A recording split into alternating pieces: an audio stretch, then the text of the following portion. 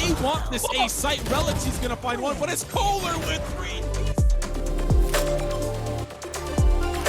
It's all gonna come down to timing. Cutler's gonna come up with the clutch. 4 kills on the round. It's now gonna push forward. It's perfect. Oh my goodness! It's just holding it all the way through. Sombrero's already tickle peeks. Spike defused. Hello everybody and welcome to Press 4 to Defuse, your weekly Valorant talk show. I'm one of your hosts, Starf Mike, joined by Sam and Ryan here. Since this is technically the first episode, why don't we do a quick little dose of introduction. Sam, why don't you start us off? Okay, I'm Sam, otherwise known as Nairi Mizuki, if you don't actually know my name. I have kind of come over from Overwatch, been casting that for about 2 years, and Valorant popped up, and I thought, well, this is everything that I was kind of hoping it would be. So here I am trying to make a name for myself, and really excited to be part of this podcast, really delving into the pro esports scene with some pretty cool people, I think. Ryan? I'm Ryan. I mostly do YouTube stuff over at youtube.com/hitscan.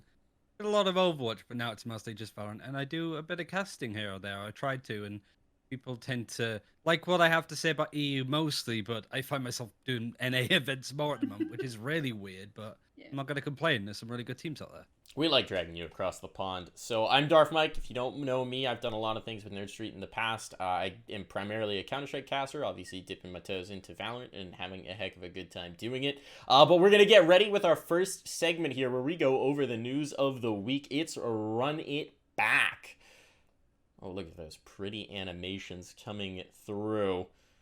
So, we've got a lot of news to cover this week. There's been some roster changes. There weren't any big events this last time around, so it's mostly just to do with the rosters, as we've had kind of a calm period post-Ignition series, which obviously, you know, when events aren't happening, when things get a little calmer, maybe players start to reflect on what's going on in their roster, what's happening here. So first up, I guess we could start with the EU transition. Just gonna make sure I actually have that one live. There we go. And we'll go ahead and pull up the topic. Now, this is a transition with Bonk coming through. So, a little bit of information. Bonk has been a team that's been competing at the top of the EU scene. They haven't been signed to a roster. They haven't been able to find that stability. Now, it seems like changes are creeping in. Ryan, you want to start us off with this one? What do we make of this? Yeah, I mean, it's interesting because it looked like it was 3 people leaving. The main one is Safe. Safe is probably one of the best Prodigy, not from the team Prodigy, but like startlet players in the scene, relatively young, can play pretty much every agent and does it really well. He's like a young Sinatra is kind of how I'd compare him. He likes to pick up Viper, so that's going to be exciting to see him on a new patch, but he's left Bonk. We don't know why. We don't know if he's going anywhere. I think it says on Wikipedia, at least, that Emil, the coach, has gone too. And also, we thought that Aaron had gone, but apparently, according to Yassine, he's just been benched while they try out the CSGO player Draken, who has been involved in some of the tournaments in EU, like the G2 like Showdown event that they had, where it had a lot of Twitch streamers and stuff. He was involved there. But yeah, it's a weird one considering they were probably top 4, top 3 teams in EU, I would say. Yeah, between Bonk and FBX, they were the 2 teams that were pushing G2 to the absolute limits. And as Ryan says, Safe is really amazing player, possibly one of the best Sovas in the region. Don't quote me on that. No. And it's just really sad to see him go. If I could add a quote to the game right now, I would be adding it. That's why I scream. I think that it comes at a weird time because this is what we think is kind of a off-season lull period. Yeah. The Ignition series, as far as we could see, was supposedly ending. Of course, another one has been announced that we're going to talk about a little bit later. So it comes at a good time in terms of tournaments, but at the same time, it feels weird because they were in a really good place. Now, my question is to both of you, what do you make of the comment about being benched? It doesn't really make any sense to me since they're not signed to an org. Usually when a player is benched, it's because they're still under contract with the org and they're taking a back seat, but obviously the org can't just cut them outright because of the details of the contract, so they're going to try and shop them, maybe bring them back to the lineup. In a team that doesn't have a sponsor, that no one's paying them contracts, why would you describe someone as being benched? And if you were that player, I don't think you'd want to be benched. I think you either want to be on the team or off the team. If I was in Aaron's perspective, I'd just be kind of like, I'm just gonna go then. It is kind of like the whole we're on a break kind of relationship thing, where I know some people are like, when it comes to those kind of scenarios, they're kind of like, I don't want to be messed about. It's either we're dating or we're not. I feel like I'm like, what's the word? Like transmitting or telegraphing, I suppose. But I can assure you it's not. But like, it is. Some players would just be like, I'm not gonna play then. If you are like, we don't know if we want you or not, then it's kind of like, well, screw you, I'll go somewhere else, you know. And Aaron is a really good cipher. I think there's a lot of really good ciphers in EU though, so and they have just been getting noticed, I suppose, for the scene. A lot of people think that they should be at the Blast event, for example. So I can understand why Aaron might be just sort of holding on and be happy to be benched, but I'd prefer him over Draken if Draken is going to be playing that role. But considering Safe's gone, it doesn't really make much sense. So I think we need to wait till the next EU tournament, which could be in about 10 years now, to see what this team actually does. Just for a bit of context, so the clip that Ryan was talking about a second ago is from like 5 days ago, but the announcement that Aaron is no longer with Bonk came about 2 days ago. So there's a good chance that between the clip and that tweet, he has gone from benched to no longer on the team. There hasn't been any other sort of announcement regarding it, but for all intents and purposes, it seems to me, based on Safe's own, or rather on Aaron's own tweet, that he is not on the team. Which is so still kind of weird. Yeah, it's so weird. And Ryan was talking about email on Liquipedia. It cites inside source that he's leaving. And so my thought was maybe he, Safe, and Aaron have been picked up somewhere. I mean, that's what we saw with Fabrican. Fabrican fell apart, and everyone was like, yes, but we're all going to an org. I've got a really good theory on where I think they could be going. Hit us with it. Is it Gambit? Conspiracy theory time. No. Let's not bring Halo into this any more than he needs to be. I think they could go Nip. I could see Safe replacing Faroff. Because Faroff, I've been sat watching Nip for quite some time, and I like the players that they have, but they've got two kinds of players. They have Kriya and Faroff, who are just one tricks. Kriya is the best Omen in the world, and Omen is really meta right now, so that works. Faroff isn't the best Silver in the world. I don't think he's like top 5 Silver in EU, really. He's good. He never has a bad game, but he never has an insane, amazing game, which you see from a lot of Silvers around the world. Snap has great games on Silver. Ardis is one of the best when it comes to that agent too. Safe could play that, but also could switch around to different agents, considering, Breach got buffed. Viper could be really good. I think having that kind of flexible player on that kind of initiator role in the team would be better than having Faroff on Silver 99% of the time. They need a coach, so that's why Emil makes sense. It's just Aaron that, like Cypher, you've got Rhyme on Nip, sure. And it's a similar thing. There's a lot of players on Nip that kind of like have decent games. They don't do badly ever, but some of them just don't do great. Rhyme will never have like an insane pop-off game. That's usually Looker or Hip that sometimes has that. But the rest of the team, Kriya, but Faroff and Rhyme, if they want to go to be like the best team in Europe, they need to step up or be shifted out for other players. And Safe could fit in really nicely to that team. Interesting. Well, we're going to hop on over to NA to talk about the news that's been on everyone's lips in that region. Let's see if I did this right. I did do this right. Woo! First time using a Stream Deck to run a production, and let me just say, shiny toy. I like it so much. So you're always right to believe in you. Right? So big news coming out from T1.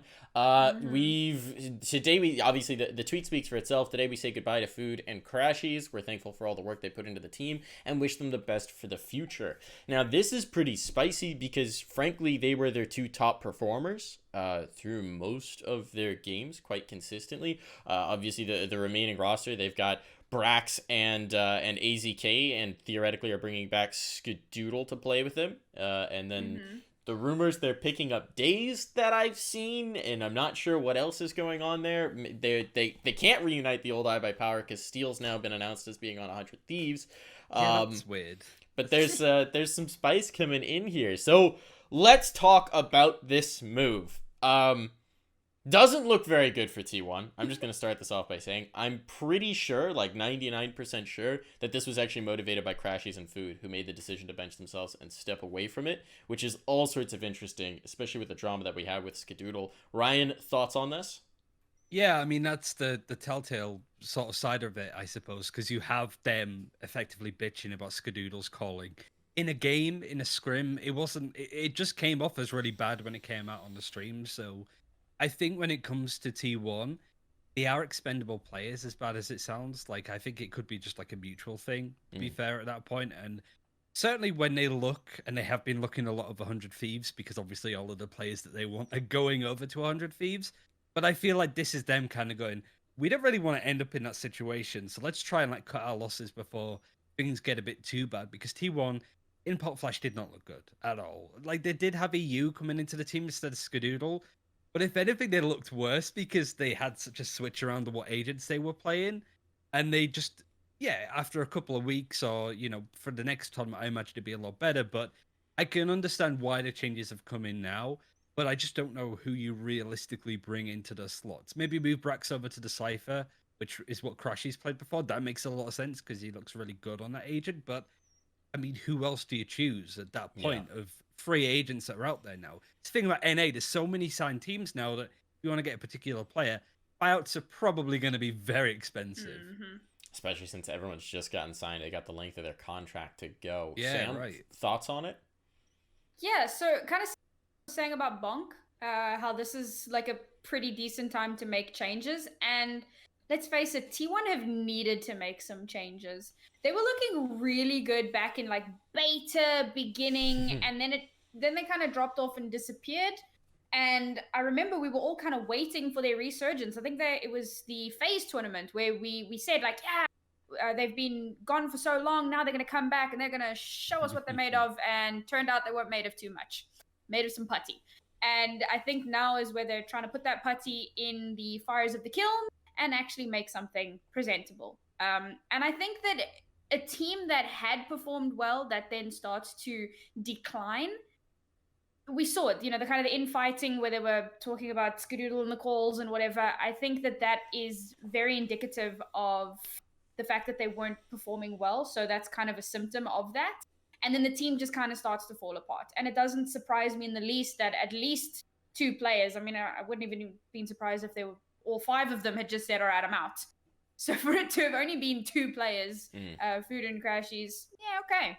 And as much as we said, you know, they are the players that have been shining the brightest, there are still players out there. And yes, this is probably a blow, but they needed to change something. Maybe this isn't the best change that could have happened. It seems like it was forced upon T1 and it wasn't really something they had chosen, but it's a change. Let's see how well they deal with it, I guess. It's going to be interesting. In many ways, I think T1 is an entire unknown for the time being, right? They're just kind of, they've been disappointing, as you guys have said. They haven't really performed to the level that we anticipated when they started signing this roster. They're kind of lost in the woods, and we'll see if they eventually find it out, if they can find those guiding lights in the new players. I think the most interesting thing for the scene as a whole is where are Crashies and Food going to line up, and I think there's an obvious choice here, and I think it's a choice that probably both those players would be very happy with, which there's a roster that has now signed 3 very experienced CS players / IGLs, and is missing 2 slots where they could bring in some young guns to add some firepower. It's 100 Thieves. I mean, we just talked about it with Steel. I don't have a graphic for this one, but Steel was just announced is joining that team. You've already got Nitro, who came over, who's been an IGL. Steel's an IGL. Obviously, he's still adapting to the game to a degree, but it's clear that he's been thinking about this move for a while. You've got Hiko, who has IGL in the past, but probably doesn't want to be picking up that burden. You've got 3 very experienced players. Could we see these 2 young guns now joining up and forming a pretty strong squad? I think the one thing I just want to say about this is there any real need? Because I would do that if there were tournaments coming up and you need to put together a team. That's pretty much why we saw Hiko being paired up with High Ground. We don't know what's coming. We assume not much until 2021 based on what people are saying. But like, if there's a time to just slow things down, to find up and coming talent like your Asunas of the world and Safe, for example, obviously you can't go over to NA, but you get the point. I think they should be looking for some of that up and coming talent that they can like harness and use to their advantage. Like you said, they have 3 really experienced players, 2 of the best IGLs that NA's ever really had in Counter-Strike coming over onto the same team. I think it's better for them to find some fresh faces as opposed to, shit, we need to get a squad together, just grab who's available, right? I think they have time, so I'd like to see them use it. And it seems like they really have been putting the thought into it. You know, they didn't do well in their previous roster. We saw that. And now it feels like not only are they putting thought into it, they're also backing up that thought with some cold hard cash. We've seen some of the buyouts, you know, being thrown around on Twitter. The 100 Thieves are serious about making a star-studded lineup. So potentially, yeah, you said there is place for them if they're going to be going with Foodies and Crashies. Who's to say? I think their biggest thing to worry about is probably going to be having more than one IGL, because the potential problems that arise from that. I don't think so. So to give a little bit of context into the CS side of things, I actually don't think with this iteration would be much of an issue, because I think that while there are multiple people who can give a voice, I think that both Nitro and Hiko, I'm just going to go ahead and guess here, will likely be happy to become secondary callers, if that. Both became leaders through necessity. Nitro stepped up to fill that role and did it admirably in Liquid, but I suspect with the transition to a game, he may enjoy being able to step back a little bit, focus on his individual gameplay, and then contribute ideas where needed. Oh, apparently I'm wrong. Bach in chat is saying that Nitro will be the primary for Valorant and Steel is planning to be the secondary. So that's interesting. But whatever it is, I think both of them are mature enough and intelligent enough to recognize that instead of butting heads, they can complement each other on calling, whether it's, you know, changing different sides or just opting in ideas. I don't expect that in specific to be an issue, just because both of them are quite experienced in that regard. But I think it is really going to be interesting. The other thing I think in terms of the way they could build this roster is I don't think they need to make a move right now, and I think what they could be doing is their same strategy, which is they just wait for more players to leave CS. Because that's what they've done, right? They waited for Nitro became available, Steel then became available, they added those players. They're just watching every like top team or top-ish team in the CS space and going, all right, he just got cut. Let's see if he wants to play some Valorant. See what's going on here.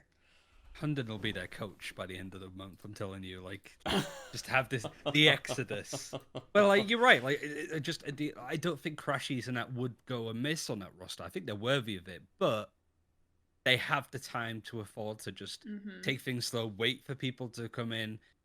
You know, like 100 Thieves seem that they cared. They've spent a lot of money on the free players that they've have already, as Buck highlighted.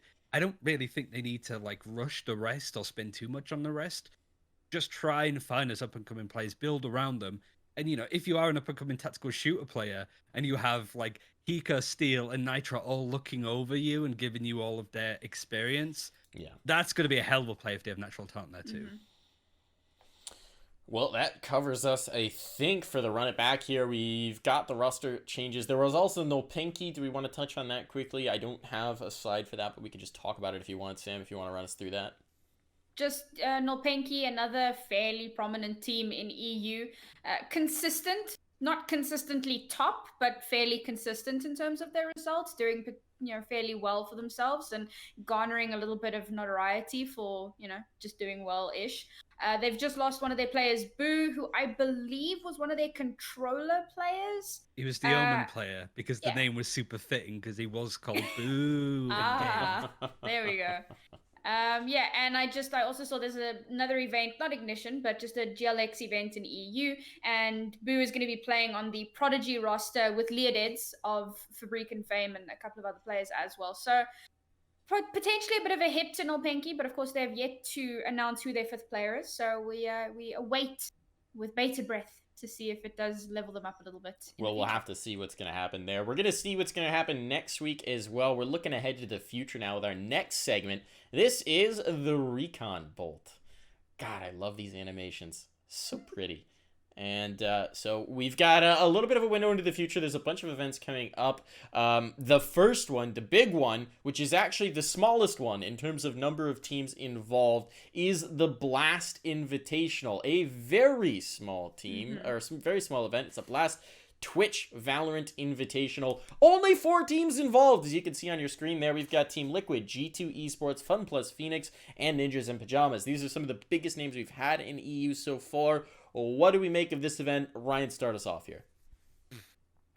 We kind of spoke about it last week, but of course nobody saw it because it was a pilot episode. But we were talking about like the problem with invitational events.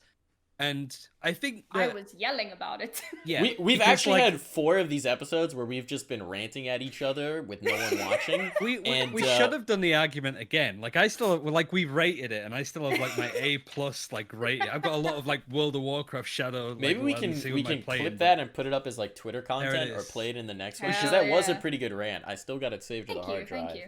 We can make The that good- happen. We've got some good really part- fun segment ideas for you folks that Yeah, that yeah. are going to come through in some of the weeks here that are really going to be a little bit wild. The short of it, I suppose, is good. It's Blast. Blast do some really good Counter-Strike event, and the fact that they've set up like a Twitter and they're tweeting like crazy right now suggests to me that there's going to be more events in the future, which is great. Hopefully with more teams. The issue with this is an Invitational is fine to sort of test the waters for Blast because, you know, they return on investment, yada yada. The fact that it's a $50,000 show match, because that's effectively what it is annoying, I suppose, because there's no way for some of these up-and-coming teams to at least have a shot at it, right? So I understand why it was done. I understand why it was these teams. We spoke about it last week where Blast wants its partnered teams, and I'm pretty sure all of these orgs will want to be a part of that if something else happens in the future. But if it was like $10,000 on the line, I don't think it would be a problem. 50 grand, though, it's just like it's kind of like the rich getting richer almost if you look at it that way. The bourgeoisie of European rosters, I suppose. Why do 1% of the Valorant rosters have 99% of the prize winnings? Exactly. Well, Occupy G2 sort of Valorant earned Street. it at this point, but Occupy I'm Blast excited Street. for the event. I'm gonna watch it, and I'm super excited. And the talent is great, of course. Like, because my boy Tom is analyzing it and stuff. We've got Mitchell Banks there too. I do My love boy. those guys. But yeah, like it's a shame that it's just an invite. But with all of the other EU Ignition events, I shouldn't really be surprised. Well, I mean, one of the things we touched on, and you just mentioned it as well, you know, the whole return on investment thing. So we understand the whole invite thing. Where it becomes an issue is that, so $50,000 show match, and in my humble opinion, these are not the top 4 teams. Ooh, okay, spicy. These are who shouldn't be there? Who of- should be there? G2 and FPX 100% should be there. Okay. Team Liquid got knocked out of groups in the last tournament. I mean, carry on. I do want to bring that up, but carry on. Because I do agree, and I do agree that Nip also is like kind of. Yeah. I think I even saw Kriya. I mentioned it, and Kriya was kind of like, "Yeah, we don't really deserve to be there either." And it's just like, Jesus, man, like, chill. But like, I think the other thing about Liquid is they haven't played a best of 3 in like 6 weeks. For sure, and I think they didn't scrim before that as well. For like a week before that, they weren't scrimming. So there's always like factors, but those are generally factors that TOs don't really look at. They generally look at results, and if you just look at the results, like TL and NIP have been kind of tapering off recently. I think that there were some other teams that may have benefited more from an invite, or if they just expanded the number of teams. I'm not sure why it needed to be 4 teams only, but again, I'm not the organizer. Maybe there is like a super valid reason that we just don't know about, but just in like at face value, not a fan of this. Agreed. All right. So we don't like it. We don't like it, but it is going to be interesting. It's going to be a heck of a show to watch. And at the end of the day, that's what Blast has been doing across all the esports. CS, the other esport that they've worked in. They put on a heck of a show. And minimizing the number of teams involved does allow them to focus in a little bit and have some really interesting shows there. But whatever it is, we're going to have to see what it is. And hopefully some of those other EU teams will get a chance, because obviously we've got rosters like Bonk that just don't have any money coming their way, but absolutely deserve to compete for it. On the other side of the spectrum, over in NA, we've got an event coming up, and we'll go ahead and take a look at that. It's the Pulse event, Pulse Series tournament coming on. Oh, my button didn't work. There we go. Now my button worked. This is the opposite end. We've got a whole bunch of teams involved. And our very own Ryan Central is going to be involved in the casting for that. So excited to see you do that. Since it's an event you're about to be working, why don't you run us through the team list? Well, I think it's worth saying, in really bizarre fashion, the first announcement was TSM.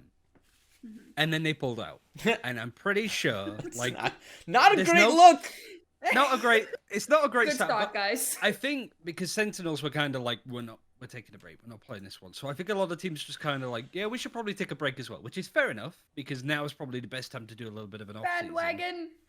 Yeah, it feels a bit kind of like, well, if you're like Envy or Dig, I don't know if they were there, but like, it'd be nice to sort of get a tournament win under your belt, right? Because, you know, Gen G have managed to do that in the past. They won the last event, for example. But yeah, from the teams announced, there's a lot of teams that you will not have seen in any other Ignition event, but the majority aren't.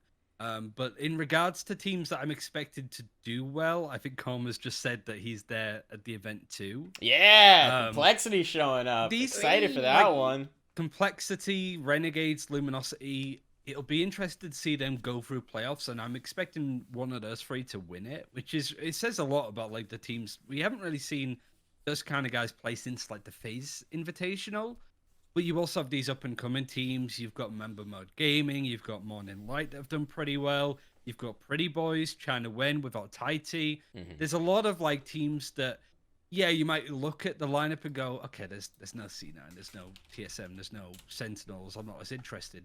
But these are teams that I think could easily be top 10, maybe even top 5 in the region that are just not getting any sort of a look in. So if you want to keep up to date and go, actually, I've been watching a bit of Renegades and Luminosity. They're like better than Dignitas and Cloud9. And then when it happens, when those teams beat them, you look insanely smart. So I think this, yeah, you haven't got the big names in this event, but you do have some of the more overlooked talent that I think are definitely worth a look in. I think, Sam, go ahead, give your thoughts on it before I butt my big face into it. For me personally, again, you know, a lot of these teams are teams that we've kind of seen lurking around that. I'm going to call it tier 2 for want of a better word. You know, if Ignition is tier 1, then like everything else is tier 2. Things like 30 Bomb and the Nerd Street Gamers not invitationals, but the cups that they've been running. Yeah, the monthlies. Like if you look at teams that have been participating in those kind of tier 2, most of them have been kind of around that area for quite some time now. So, you know, we mentioned Built by Gamers, Mamba Mode, Space Station have just recently kind of thrown their hat in here. China Win as well. They've been around. One or two of them may have hit a Ignition series, but for the most part, I'm looking forward to seeing them have the opportunity to really do something. And this is exactly the argument we were having about EU with the invitationals. NA now are giving, well, okay, it wasn't on purpose. They had a bunch of teams drop out, so there was like some spots. Yeah. But I think that it works out really well because now we get to see some of these other teams try and do something, and maybe we see some of those stars. We mentioned that things are somewhat saturated at the moment. This is a perfect opportunity. Maybe like 100 Thieves are going to be watching, looking for their next 2 players or whatever. Like it just gives an opportunity. And on a really personal level, there are 2 teams that I'm really excited to see perform. Those are Second Wind, because they have Sugar Free and Boost here of Overwatch fame. Of course, Second Wind being an Overwatch what's the word I'm looking for? Organization. And then on China Win, Decop, who is, I know him from the old Apex Legends days. I think he's on Tempo Storm. Yeah. So, on a personal level, those are the 2 teams I'm going to be looking out for. And yeah, this is going to be a fun event. It'll be interesting to see some of these teams that have been doing really well in the monthlies, in open sign-up events that haven't had a chance to necessarily go against the big boys, have a chance to go against some of those signed teams. I mean, we've talked about it before, or we talked about it earlier in this.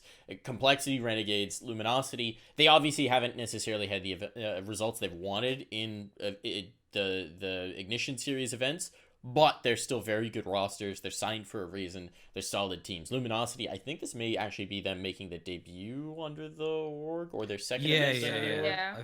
I think so, at least. But there are also teams like Up for Sale, Gonzo Gaming.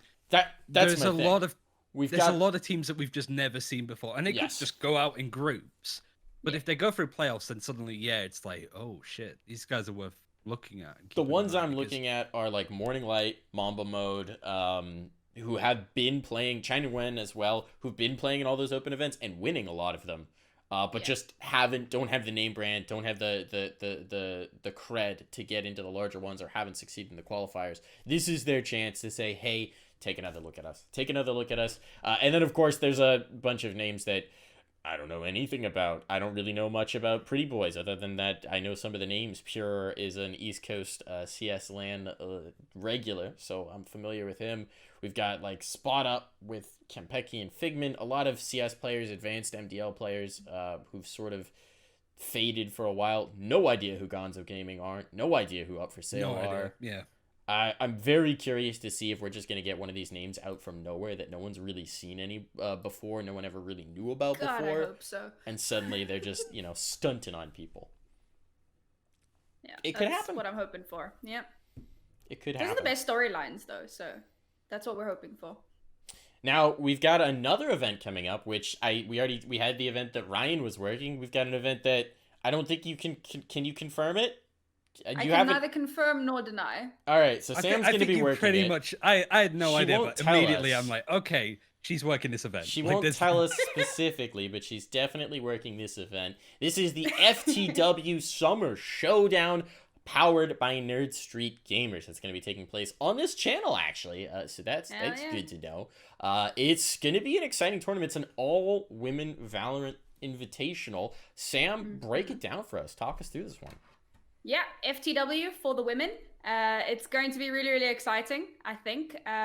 We kind of talk a lot about women gamers having kind of a space in the scene, and particularly in a brand new title where a lot of the gamers are coming over from other games, and they're the ones that are generally getting picked up. It's hard enough in a general sense to get noticed, and of course for a lot of female gamers that it always just feels like kind of a hostile environment to try and break into. So I think in the early stages of a game's development and kind of breaking into the esports scene, I really like these initiatives. I think that it gives women a little bit more confidence to try and branch out into mixed teams. But for now, it's a really good start to give them the opportunity to shine. We just had the qualifiers last weekend. And let me just double check the winner because I can't pronounce it. Hamburgers. Hamburgers. Just Oh, hamburger, but like hamburgers. as Jersey accent as you can go. All right, Hamburgers. Hamburgers. All That's right, like cool. Popeye, yeah. Yeah, Yeah. really. I eat So me they just came spinach. through the qualifiers, and they're going to be duking it out with some of the invited teams. Of course, there is a Wikipedia page for that, so you can go check that out. Please do go check it out, show some support. I think it's going to be a ton of fun. I think it will. I want to talk about a couple of these teams. I didn't pull up a team logo for it because most of these teams don't have logos. So if I had the team page, it just doesn't look very good, to be quite honest. GX3 is interesting because this is a lot of old school CLG Red players from the CS days. We've got Benita, Miss Harvey, Claudia, Ali Monster, and Potter. Obviously, we've seen Potter at the at Pop Flash on the analyst desk, putting in the work there. Now we're gonna see her in the server putting in the work. So curious to see how GX3 is gonna perform. It's kind of the old school, serious old school there. And then as far as new school, the new CLG Red players are pretty much all on hamburgers, so they just qualified. I think that's still the CLG Red roster for the most part. Julie, Kath, Jennifer, Di, obviously old school as well, and then VLRXA, who I'm less familiar with, but curious to see how they'll do. Otherwise, there's some people that I know from around the scene, but I've never really gotten to see play. We've got Mel on Magical with her team. I know she's been scrimming with that team. She's done a lot of production things in both Valorant and CS before stepping into the server, so we'll see how she does. Silhouette as well has some faces that have been seen around LANs, streamers, or have been around. We got Lunar Cats, who's obviously been streaming, Naomi, Natty, Athna, and Medici. So there's some names that you would know from CS for the most part, and I'm kind of curious how we're actually going to have them perform now that they're all squaring off in an event. I think this could be spicy. Ryan, any thoughts? No, I mean, other than Anidro's playing in it. Oh, yeah, I saw that. I think she was the first woman to get Radiant. Yeah. So I believe like, so.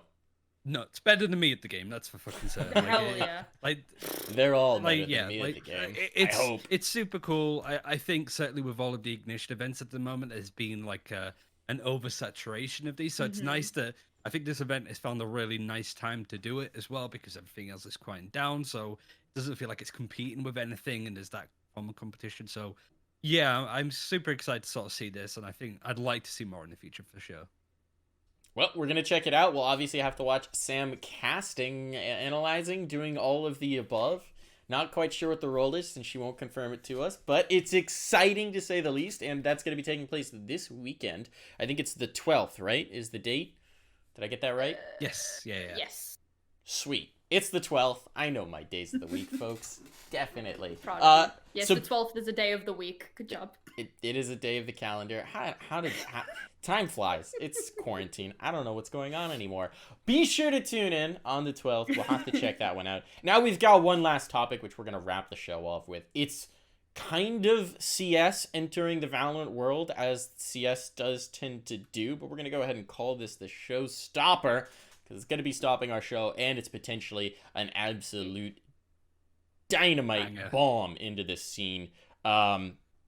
It's going to be interesting. I'm going to go ahead and pull up this statement by the ESIC, but this comes from CS, and it's the ghost of players past perhaps haunting them. The ESIC, which is the Esports Integrity Commission, I don't know why you need to include the S in your acronym if it's esports is one word, but whatever. We won't talk about that. It's a capital S, that's why. No. Yeah, right? All right. Not All like right, Red this. Eye. So the announcement is the Esports Integrity Commission update on MDL match-fixing investigation. I'll just breeze through the overview and give you a little bit of context. 18 months ago, on several occasions since, ESIC has received suspicious bet alerts, blah, blah, blah, blah, blah, blah, blah, blah, blah. Basically, there's been suspicion of match-fixing in the Mountain Dew League, which is sort of the semi-pro to pro bridge in the Counter-Strike space. I do a lot of casting in the Mountain Dew League, so this is pretty near and dear to my heart and very important to me and potentially going to impact this next season in a very weird way. But suffice it to say, ESEA has been investigating this. I've been somewhat aware of this in various rumors for a long time. Basically, the allegations are that players, and they say that they have 15 active investigations into players that should be resolving soon, so that's 15 people potentially involved in match fixing. They have been throwing games and betting against themselves or betting to cover the spread in order to make money. Now, this is a pretty heinous thing. It obviously undermines the integrity of competition, undermines the integrity of esports. It's not good for the scene. It's certainly not good for Counter-Strike. One of the interesting aspects of it is a lot of these players, based on the rumors and rumor mills, were doing this when they already knew they were going to make the jump to Valorant, and they wanted to make a quick buck on their way out. As the Matador has pointed out in chat, it is also literally a crime in most nations to throw games when there's gambling involved. So, first thing I want to say is, I want to ask both of you this question. We'll start with Sam on this one. If a player threw a game in Counter-Strike and is now playing at Valorant, should they be allowed to compete? See, that's a tough one for me, mostly because I would relate it to more like real world things. So, for example, if somebody gets caught committing fraud, they go to prison, they serve their sentence, they come out. It's not like they're never going to be able to get a job ever again. Sure, people are going to keep a more watchful eye on them because the chance is always there. But the whole point of like serving your sentence and rehabilitation and so on is so that you can re-enter the society as a newly formed person or whatever. I think that maybe a temporary ban from like all esports for like a year or 6 months or something. I don't know. I'm not a person that, I'm not judge and jury. But I think that they should be like a period of you may not do anything for this time and then kind of ease back into it. I don't know if I think that it should ruin someone's career, depending. There's so many factors. I don't know. It's such a difficult one, but I think that there should be room for rehabilitation. Ryan? I think if you're asking a question, like if they get banned in Counter-Strike, should they be banned in Valorant? I don't think so, really. Granted, you have a unique example with Brax and a lot of the iBar power people that are in Valorant, but that was a while ago. This wasn't at the same time. Right. Considering you have stuff like the artist thing, that was an accusation that was thrown his way in a similar sort of state, which was cleared, but you can still see how much damage it would do to his reputation and stuff. So, if there are Counter-Strike players that are match fixed and they get announced as guilty, they get permanently banned. If they want to go pro in Valorant, sure, but nobody's going to pick them up. Nobody should really pick them up. I imagine a lot of organizations will just avoid them unless they're doing crazy. It's what hard if to they're say. already picked up? I'd drop. Yeah, if there are players that are currently signed to certain rosters, yeah, they should be dropped. I don't think they should be banned in Valorant. But like, it is just kind of, it's the whole, you go to jail, you come out, you will have that on your record, right? And I think that's the thing. Like, I don't agree with banning across different games because I just don't think that's a solid way of looking at it, really. Because it's not like he's going to go pro in Rocket League or something like that as well. Like, there's very unique transferable skills to go from one game to the other.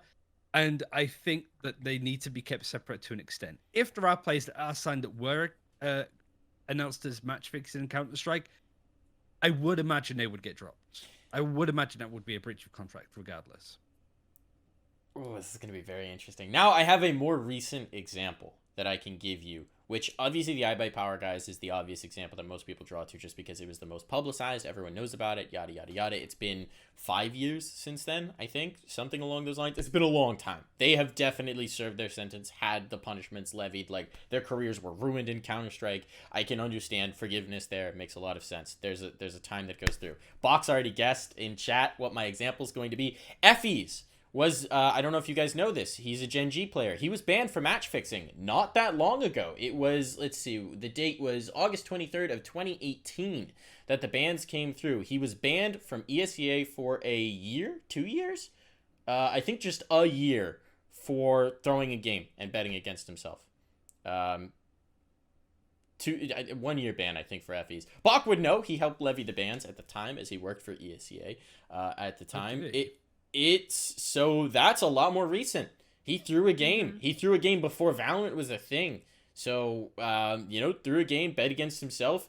No one's really talked about that one, mostly because I don't think anyone really was paying attention to FEs at the time, unless you were involved in ESEA or really involved in the scene. He's obviously been signed to a roster. I would assume Gen G did their due diligence, because if you did a dust2.us search for FEs, you would have found this article pretty quickly. It's not exactly hidden. So I assume they're fine with it. I assume they're okay with it. And that's a match fix that's within the last 2 years. So, or I guess just about 2 years ago now at this point. So if we get a bunch of information that players are match fix, which 15 players, and I will tell you that the rumor in Counter-Strike right now is that almost all of those 15 players don't play Counter-Strike anymore. So that should give you an indication of what they do play. I could see a lot of shakeup in the North American scene. I could see a lot of players getting dropped by their orgs. And I'm curious about whether we do see players stay on. I think I agree with Ryan. If I bring it back to my kind of real world example, organizations are like companies. You could hire a known fraudster and you have to keep an eye on them. Or you could just not hire a known fraudster and not have to keep such a close eye on them. It really just comes down to the organization. Maybe not necessarily ban the player from the game entirely. I don't see many many developers or companies, whatever, doing something to that extent. But when it comes down to the organization, when it comes down to salaries, when it comes down to your brand, when it comes down to that really nitty-gritty return on investment kind of stuff for orgs, it seems unlikely that they're going to pick up those players. So whether the developer does anything about it or not, they have probably ruined their own careers either way. It'll be interesting. I will say this. I don't know exactly who these investigations are going to be implicating. I've heard a lot of rumors, but players like to spread rumors and gossip, so it's always a little bit hard. You got to take everything with a grain of salt. But I will say this. It is definitely going to impact some NA Valorant teams. I don't know exactly who, but I think in the next month, it may be less, it's definitely going to impact them, and it's going to be curious to see. And these are recent games that were thrown. These are, last 6 months, last year. It's not like this is way in the past that they're suddenly uncovering. So we are going to have to reckon with that in the NA scene. I personally think that the consequences should carry over because it's about the spirit of competition as opposed to violations in a specific game. It's throwing a game for money, which is just... I think Personally, I'm going to say 2-year ban minimum. I think that maybe some leniency for people who are minors at the time of their throws, in the same way that I think that there should have been more leniency for Brax at the time of his ban than there were for his adult teammates, purely because I think that we should consider the fact that minors should have more lenient sentencing so that they can grow and reconsider their actions.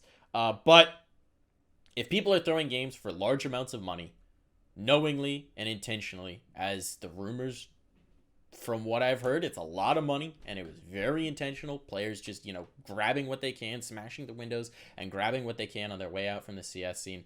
I think there have to be consequences for that, for the continued health of the scene and the growth of the scene to be comfortable. I think we're about wrapping up. We're already way over the time that we're supposed to be, so we're going to go ahead and close things off there. Any final thoughts for the lovely people, folks? See you this weekend for FTW. Tune in on the 12th. Ryan's going to be doing Pulse. That starts tomorrow, right? Yeah, it starts tomorrow, yeah. So It's tune a in long tomorrow. weekend. On Saturday, just have 2 streams up. Watch both of them. Absolutely. Make sure that it happens. Thank you so much for tuning in. This is obviously the first episode that we've actually put out live. We've been working on this for a while, so I know we're all very excited to get to share it with you. We've had a fantastic turnout for our first episode. This is going to be happening every Wednesday at 1 p.m. Eastern Standard Time, which is whenever this one started for your actual time zone. 7 p.m. CEST. 7 p.m. CEST. It's also going to be available on recordings, I think, on the Nerd Street Gamers YouTube, so you can check it out there. If you missed it, obviously it'll be available on Twitch VOD for a while as well. Be sure to tune in. If you enjoyed this, tweet about it, send it to people, promote it. We're so excited to be having this coming your way. We've got some other fun segments that we've been working on that we're really excited to get implemented and to pal around with and tool around with, and I think we're really going to have a fantastic time on the show. Thank you again, everyone, for tuning in. That's going to be it for us this week. Have a good one. Bye-bye. Love you all. Adios. Sayonara. I'm trying to find where I put the button that I need to get out of here. Goodbye, everybody!